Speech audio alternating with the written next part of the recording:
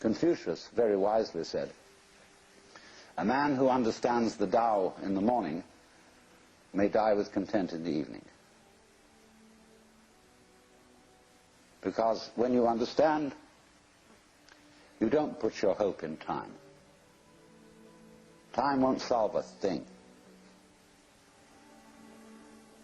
So when we enter into the practice of meditation, of yoga, we are doing something radically unlike other human activities. Of course, the way yoga is sold in the United States, like everything else, is that it's supposed to be good for you. It isn't. It has nothing to do with anything that's good for you. It's the one activity which you do for its own sake, and not because it's good for you, not because it will lead anywhere, because you cannot go to the place where you are now, obviously.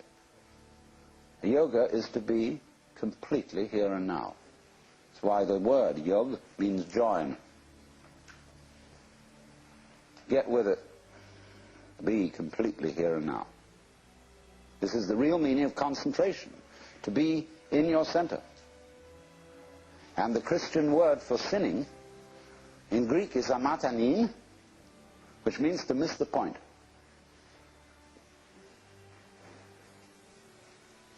And the point is eternal life, which is here and now. Come to your senses.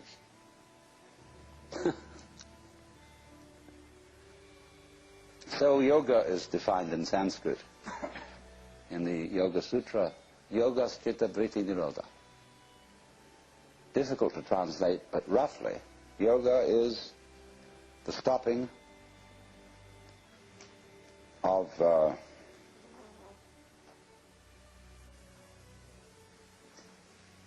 vritti is turning, see, like a wheel, and chitta is consciousness.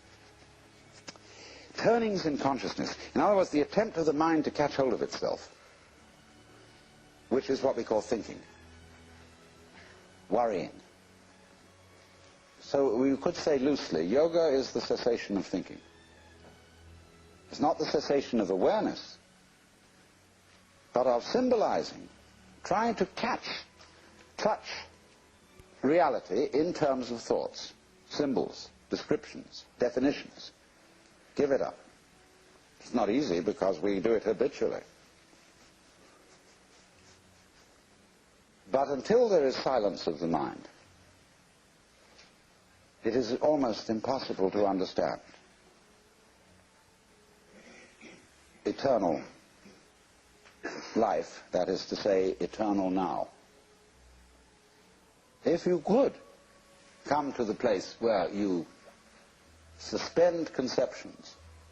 Conceptions in Sanskrit are called vikalpa. And so this state is called nirvikalpa, not conceptual. And this will be basic to everything I'm going to talk to you about. To understand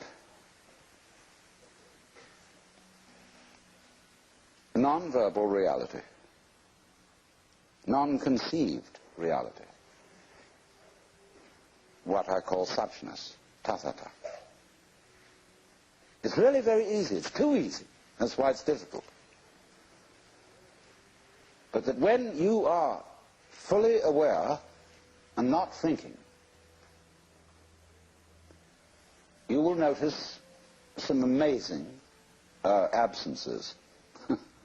There is no past. Can you hear anything past, incidentally? Can you hear anything future? They're just not there to the plain sense of one's ears. Ears are easiest to begin with. Can you hear anyone listening to something else other than sound, you know? Can you hear the listener? No? Well, then presumably it's not there.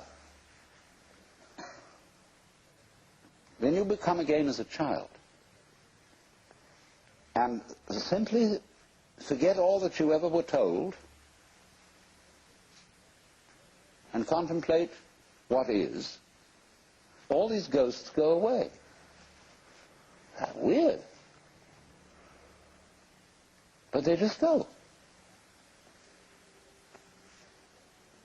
And then you enter into the eternal state. Well, there's no problem.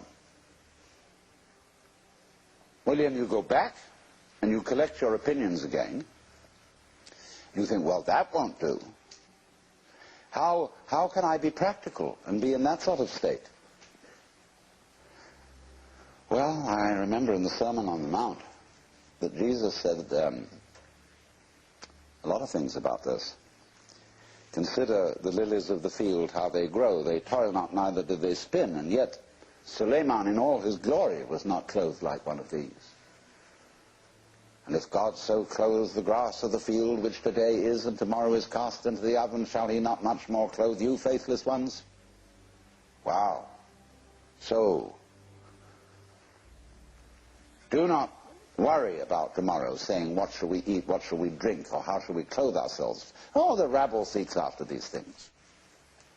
Sufficient to the day is the worry of it. Nobody ever preaches a sermon on that text. Never. I've heard lots of sermons, and never one on that one, because people say, look, that's all very well, because Jesus was the boss's son. And he knew, you see, that he was really in charge of the universe, and he's nothing to worry about. But we have to be practical. Oh? What do you suppose the gospel was? The good news. You know, it never got out.